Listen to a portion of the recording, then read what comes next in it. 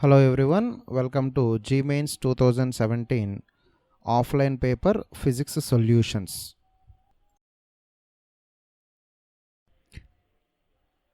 Let us see question number 1. A man grows into a giant such that his linear dimensions increase by a factor of 9. Assuming that his density remains the same, the stress in the leg will change by a factor of. Now see the solution. As the density remains constant, mass of the person increases by 9 times. The weight of the person, that is nothing but gravitational force, also increases by 9 times. Now, let us take the formula for stress, that is force per unit area. The initial stress on the man's legs is mg by A. The final stress as the weight increases by 9 times is equal to 9 mg by A. As we are asked to calculate the ratio of final stress to initial stress, when you take the ratio, the answer comes out to be 9. Coming to question number 2. A body is thrown vertically upwards. Which of the following graphs correctly represents the velocity versus time? Let us see the solution. Since the object is thrown vertically up, it will be having maximum velocity initially. As it is moving upwards, it is moving against gravity, so the velocity reduces and becomes 0 at maximum height.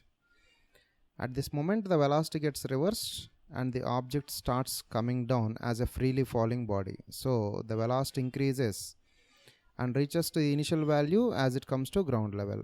So the answer seems to be the fourth option. But here the important point is velocity is a vector quantity. At maximum height, the direction gets reversed. So with the proper sign convention applied, by taking the upward velocity as positive and downward velocity as negative, the answer comes out to be third option. Coming to third question. A body of mass 10 power minus 2 kg is moving in a medium and experiences a frictional force of minus kv square. The initial velocity of the body v0 is 10 meter per second. If after 10 seconds its energy is 1 by 8 mv0 square, the value of k is. Let us see the given data for some time. So the mass, initial speed, final energy, frictional force and time are given. Now see the final kinetic energy of the body, it is given to be 1 by 8 mv0 square. From there you get final velocity of the body to be 5 meter per second. Now the frictional force acting on the object is minus kv square. Apply F equal to ma. Since it is a variable force, we can find velocity by applying integration method. Right, A is dv by dt, so it is mdv by dt equal to minus kv square. Cross multiply to bring the variables onto one side. So dv by v square equal to minus k by m dt. Applying integration on both sides. The left hand side, the limits of integration are 10 to v, the initial velocity being 10 meter per second. On the right hand side, it is 0 to 10 because the time is going to be 10 seconds. After integrating and substituting the values, you get k equal to 10 power minus 4 kg per meter.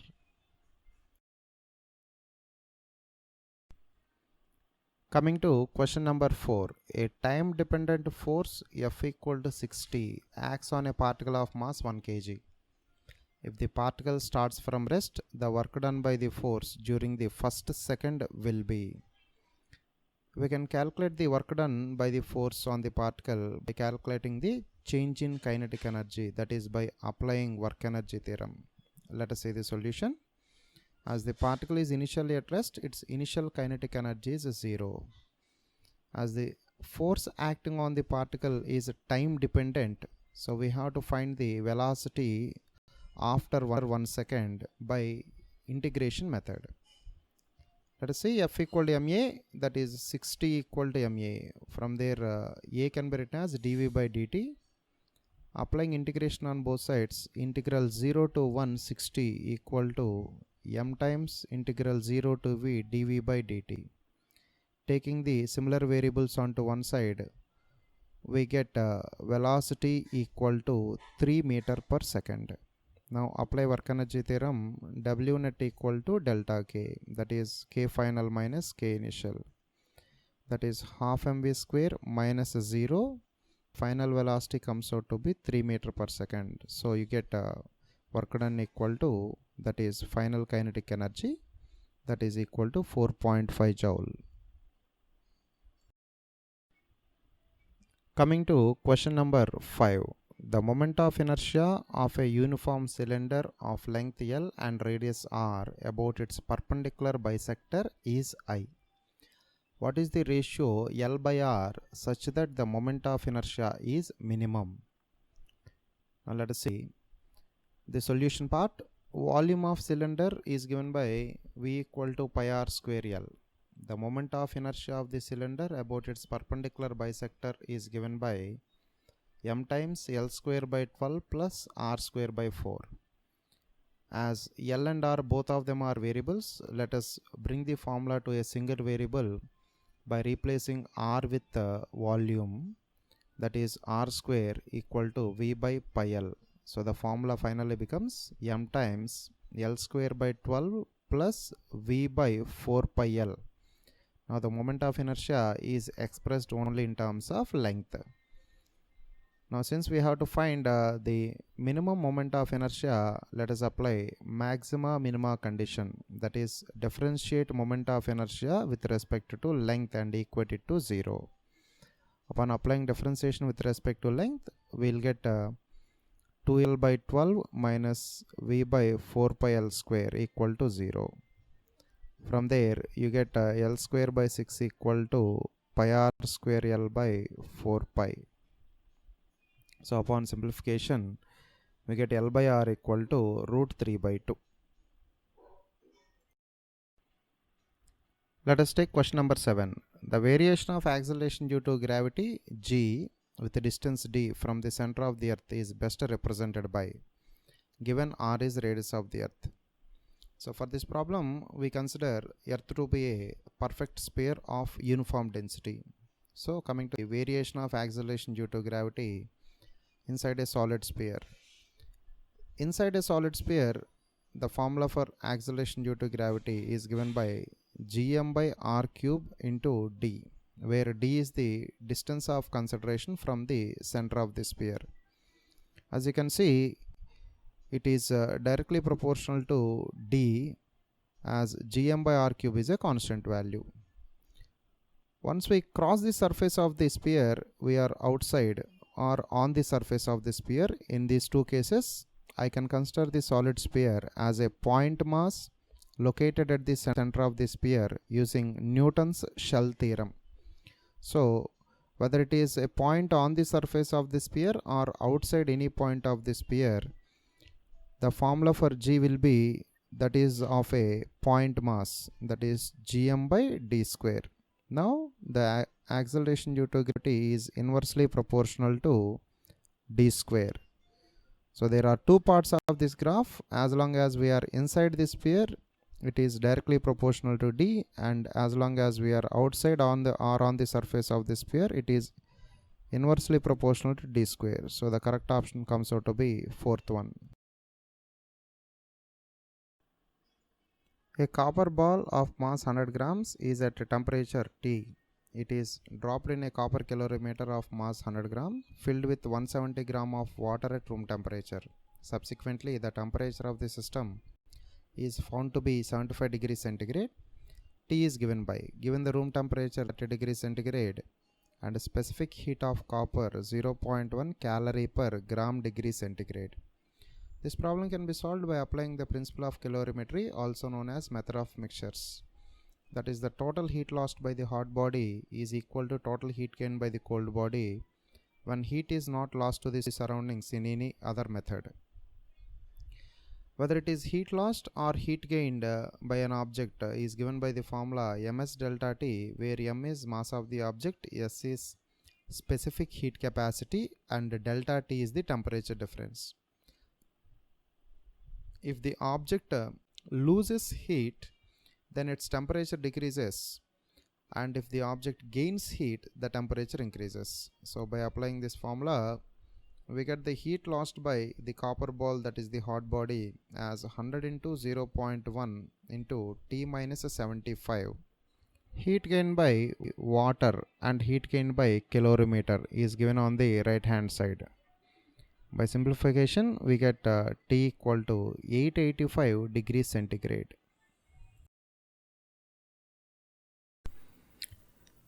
An external pressure P is applied on a cube at 0 degree centigrade so that it is equally compressed from all the sides. K is the bulk modulus of material of the cube and alpha is the coefficient of linear expansion. Suppose we want to bring the cube to its original size by heating, the temperature should be raised by. Here, the volume of the cube decreases when we apply pressure on all sides. The decrease in volume is given by delta V equal to PV by K from the definition of bulk modulus. We can increase the volume of the cube by heating it. The increase in volume is given by V gamma delta T, where gamma is coefficient of cubical expansion of the material. So gamma can be written as 3 alpha. Since the volume of the cube has to be brought back to original value, the decrease in volume because of hydrostatic pressure should be equal to increase in volume because of temperature. So equating both of them, we get delta T equal to P by 3 alpha K. Cp and Cv are specific heats at constant pressure and constant volume respectively. It is observed that Cp minus Cv equal to A for hydrogen gas, Cp minus Cv equal to B for nitrogen gas. The correct relation between A and B is. To solve this problem, we need to know the relation between specific heat capacities and molar heat capacities. Specific heat capacity is defined for a given mass of gas, while molar heat capacity is defined for number of moles of gas. Both of them are related as seen by capital R equal to small r into capital M, where capital R is universal gas constant and small r is specific gas constant. So when we take the relation between specific heats, it is in terms of specific gas constant, which varies from one gas to another gas, and when we take the relation between molar heat capacities, it is in terms of universal gas constant, which is the same for all the gases. From that, for hydrogen gas, it is Cp minus Cv equal to A, that is equal to capital R by 2, where 2 is the molecular weight of hydrogen gas. We get R equal to 2A. And applying the same formula for nitrogen gas, we get Cp minus Cv equal to B, that is R by 28.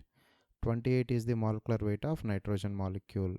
From there we get capital R equal to 28B. Since LH is same in both equations, equate RHS to get the relation between A and B, that is A equal to 14B. The temperature of an open room of volume 30 meter cube increases from 17 degrees centigrade to 27 degrees centigrade due to sunshine. The atmospheric pressure in the room remains 1 into 10 power 5 Pascal if Ni and Nf are the number of molecules in the room before and after heating, then Nf minus Ni will be.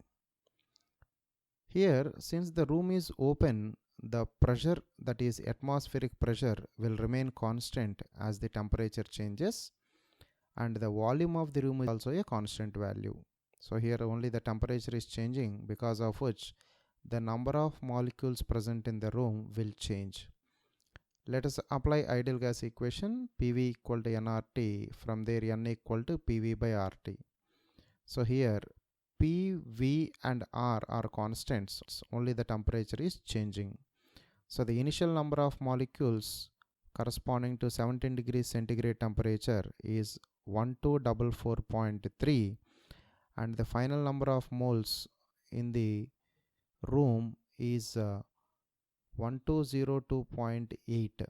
When you subtract the final value minus initial value comes out to be 41.5, and we are interested in number of molecules which we obtain by multiplying the number of moles with Avogadro number, that is 6.023 into 10 power 23. So the final value comes out to be minus 2.5 into 10 power 25.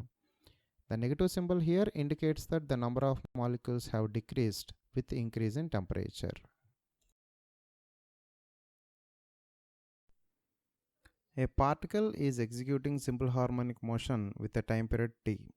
At t equal to 0, it is at a position of equilibrium. The kinetic energy time graph of the particle will look like.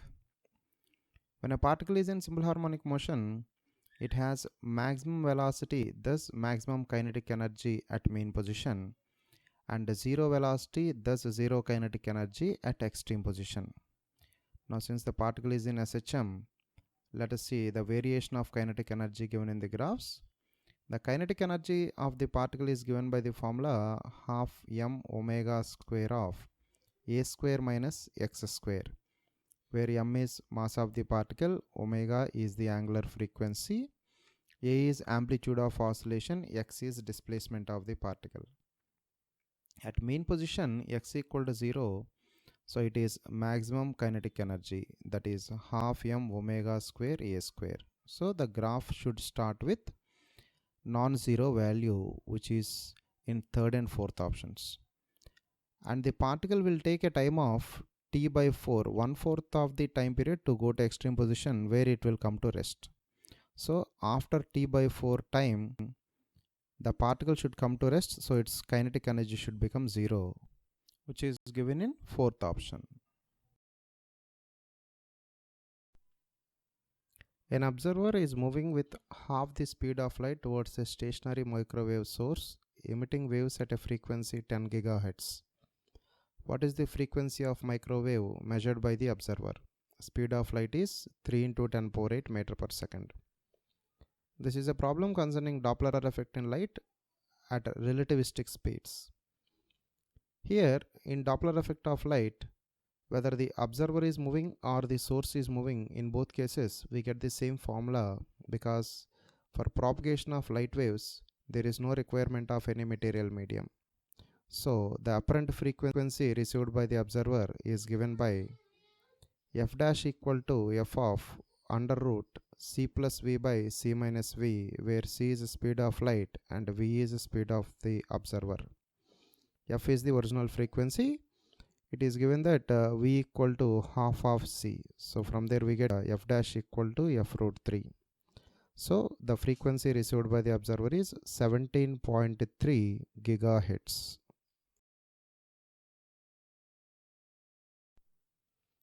An electric dipole has a fixed dipole moment p bar, which makes an angle theta with respect to x-axis.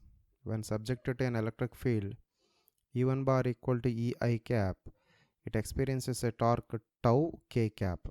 When subjected to another electric field E2 bar equal to root 3 I j cap, it experiences a torque T2 bar equal to minus T1 bar. The angle theta is. Here the electric dipole is subjected to two electric fields, and those two electric fields are perpendicular to each other.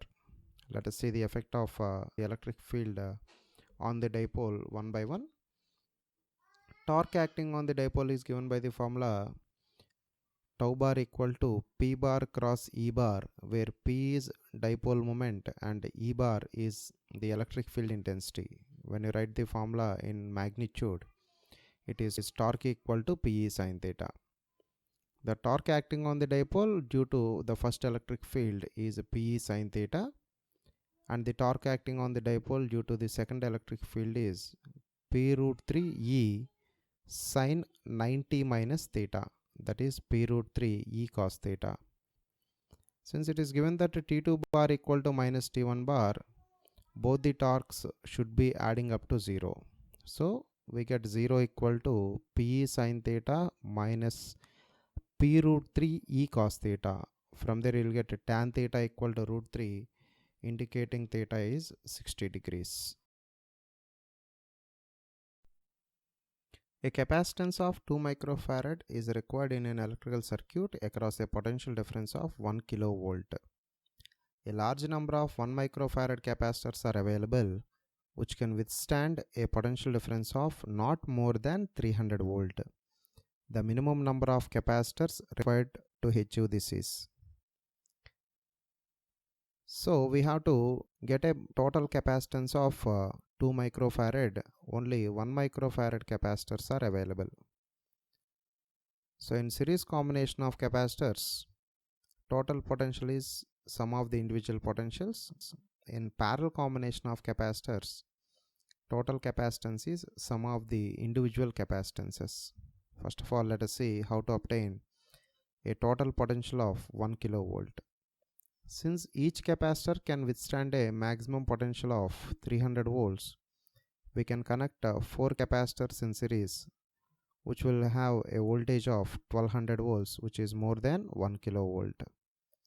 But when we go for such a series combination, the effective capacitance of the circuit becomes C by 4, that is 0.25 microfarad. In order to increase the capacitance of the circuit, now we will go for a parallel combination of 8 branches of capacitors to give a total capacitance of 2 microfarad. So the total number of capacitors required is 4 into 8, 32, that is 8 branches and 4 capacitors in each branch.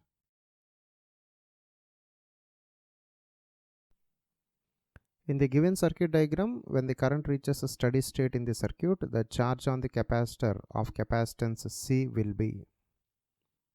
I can see when a capacitor reaches steady state, that means it is completely charged. So once it is completely charged, it will not allow any current to pass through it.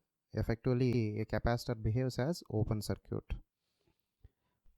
The current flowing through the circuit now is I equal to E by R plus R2. And the potential drop across R2 is, by applying Ohm's law, V equal to I into R2. That comes out to be ER2 by R plus R2. Since the resistor R2 and capacitor branch are parallel to each other, the potential difference across R2 will be same as the potential difference across the capacitor. Now, the formula for capacitance C equal to Q by V, from there Q equal to CV. So the formula is CE times R2 by R2 plus R. In the above circuit, the current in each resistance is. As we can see the circuit, it consists of 3 loops, and in each loop 2 volts battery connected in series opposition. Since both the batteries are connected in series opposition, if we apply Kirchhoff's loop theorem, we will see the 2 batteries will cancel each other. Effectively, the current in each resistance is 0.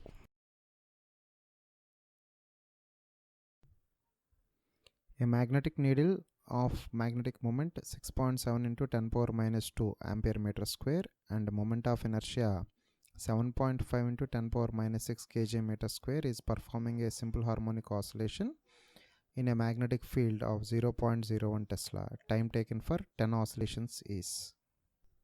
Time period of oscillation of a magnetic needle in a magnetic field is given by T equal to 2 pi root I by mb, where I is moment of inertia, m is magnetic moment, b is magnetic field induction. Since we are asked to calculate time taken for 10 oscillations, it is 10 times t, that comes out to be 6.65 seconds.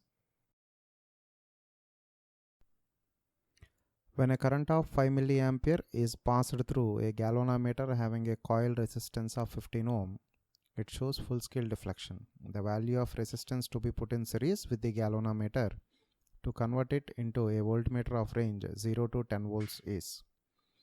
So here we need to convert a galvanometer into voltmeter. So to do this, we need to connect a high resistance in series with the galvanometer so that we can measure the voltage. So the high resistance needed is given by the formula V equal to I times R plus G, where I is the current flowing through the galvanometer, G is galvanometer resistance. Since the range of the voltmeter is 0 to 10, in the place of voltage we have to write 10. That gives you R value as 1.985 into 10 power 3 ohms.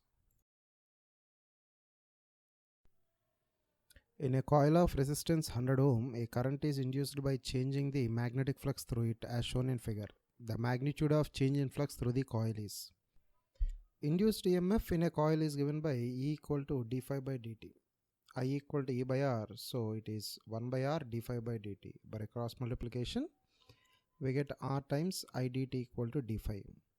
Apply integration on both sides, we get R integral I dt equal to integral d phi. Integral d phi is nothing but delta phi. Integral I dt can be found from the given graph because integration means the area of the graph. So the area of the graph, which is equal to 2.5, we get delta phi equal to 250 Weber. An electron beam is accelerated by a potential difference V to hit a metallic target to produce X-rays. It produces continuous X-rays as well as characteristic X-rays. If lambda minimum is the smallest possible wavelength of X-ray in the spectrum, the variation of log lambda minimum taken on y-axis with log V taken on x-axis is correctly represented in the following graphs. The minimum wavelength of continuous X-ray spectrum is given by lambda minimum equal to hc by ev, from which we can see lambda minimum is inversely proportional to the applied potential difference. Applying log on both sides, we get log lambda minimum equal to log k minus log v, which is in the form of y equal to minus mx plus c, which represents a straight line with a negative slope and positive y-intercept. So the option is 1. A diverging lens with focal length 25 cm is placed at a distance 15 cm from a converging lens of focal length 20 cm. A beam of parallel light falls on the diverging lens, then the final image is. As we can see from the diagram, when a parallel beam of light falls on a diverging lens, it will form a virtual image at focal point on the left side of the lens. So that is at a distance of 25 centimeters from the diverging lens. Now this virtual image acts as object for the converging lens. Since the focal length of converging lens is 20 centimeter, the distance of the object from the converging lens becomes 40 centimeters as seen from the diagram. So 40 centimeters distance is nothing but center of curvature for converging lens. So when the object is placed at the center of curvature, the image is also formed at the center of curvature on the other side. So the image is formed at a distance of 40 centimeter from the converging lens. Of course, it is real. In Young's double slit experiment, slits are separated by 0.5 millimeter and the screen is placed 150 centimeters away. A beam of light consisting of two wavelengths 650 nanometer and 520 nanometer is used to obtain interference fringes on the screen. The least distance from the common central maximum to the point where the bright fringes due to both the wavelengths coincide is. As the bright fringes due to both the wavelengths should coincide, let us write the formula for distance of bright fringe from the center of the screen, that is n lambda capital L by small d, where capital L stands for the distance between slits and the screen, small d is the separation between the screens, lambda is the wavelength, n is number of bright fringe. Here let nth bright fringe of first wavelength coincide with the mth bright fringe of second wavelength. So let us equate both of them, in which case we get the ratio m by n as 4 by 5. That means the fourth bright fringe of the first wavelength coincides with the fifth bright fringe of second wavelength. So from there we can find the distance that comes out to be 7.8 millimeter. A particle A of mass m and initial velocity v collides with a particle B of mass m by 2, which is at rest. The collision is head-on and elastic. The ratio of de Broglie wavelengths lambda A to lambda B after the collision is. As we know, de Broglie wavelength is given by lambda equal to h by mv, where m is mass of the particle and v is velocity of the particle. Since the collision is elastic and one-dimensional, Let us write the formula for velocity of the particles after collision. That is, for the first particle, we can write VA equal to MA minus MB by MA plus MB of V. By putting the values, we get VA equal to 1 by 3V. On similar substitution for B, we get VB equal to 4 by 3V. The ratio of de Broglie wavelength lambda A to lambda B is nothing but momentum of B to momentum of A, that comes out to be 2. Some energy levels of a molecule are as shown in figure. The ratio of wavelengths are equal to lambda 1 by lambda 2 is given by. See the diagram carefully. It is the electron transition taking between one energy level to another energy level. The relation between energy and wavelength in a transition is given by delta E equal to hc by lambda. From the diagram for the wavelength lambda 1, you can see delta E minus of minus 2E is hc by lambda 1, from where we get E equal to hc by lambda 1. For the second wavelength lambda 2, it is minus E minus of minus 4E by 3 hc by lambda 2, from where we get 1 by 3 equal to hc by lambda 2. Now the ratio of wavelengths are lambda 1 by lambda 2 equal to 1 by 3. A radioactive nucleus A with a half-life T decays into a nucleus B. At T equal to 0, there is no nuclei of B. At some time T, the ratio of number of B to that of A is 0.3. Then T is given by. The number of active radioactive nuclei remaining at any given instant of time is given by the formula N equal to N0 e power minus lambda T. Here N0 is the initial number of nuclei, which can be written as Na plus Nb in this problem. After rearrangement, we get T equal to 1 by lambda log N0 by N, that is 1 by lambda log Na plus Nb by Na. Upon simplification, we get 1 by lambda log 1 plus Nb by Na. The relation between half-life and decay constant lambda equal to log 2 by T or 1 by lambda equal to T by log 2.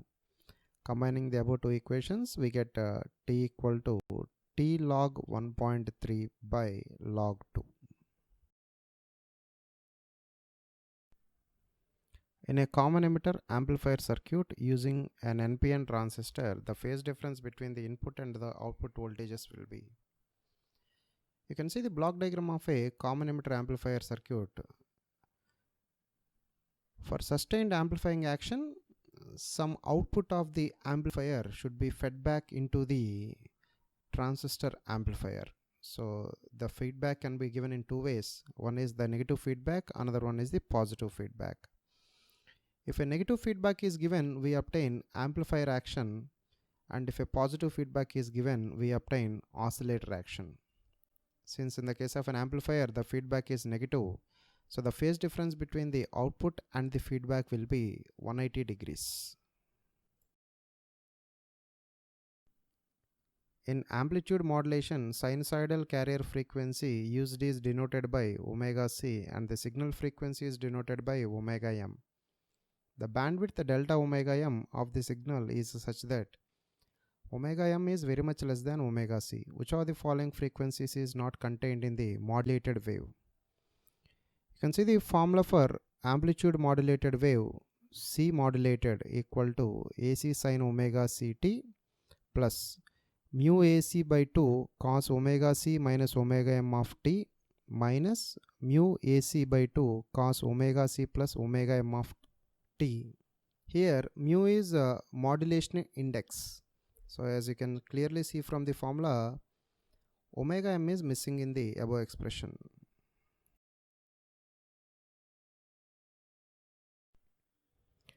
Which of the following statements is false? Wheatson's bridge is the most sensitive when all four resistors are of same order of magnitude. In a balanced Wheatson's bridge, if the cell and galvanometer are exchanged, the null point is disturbed. A rheostat can be used as a potential divider. Kirchhoff's second law represents energy conservation.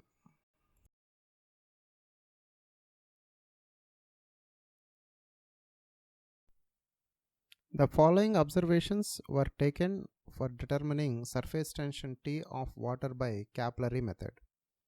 Diameter of the capillary tube 1.25 into 10 power minus 2 meter. Rise of water 1.45 into 10 power minus 2 meter. Taking G 10 meter per second square and the simplified relation T equal to RHG by 2 into 10 power 3 Newton per meter, the possible error in the surface tension is closest to. Given expression for surface tension RHG by 2 into 10 power 3. Applying log on both sides, we get log T equal to log R plus log H plus log K, where K is the constant part. Differentiating, we get delta T by T equal to delta R by R plus delta H by H plus 0. The differential of a constant is 0. From there, delta T by into 100 equal to delta R by R into 100 plus delta H by H into 100. Substituting the given values, we get the percentage change in time period to be 1.5%.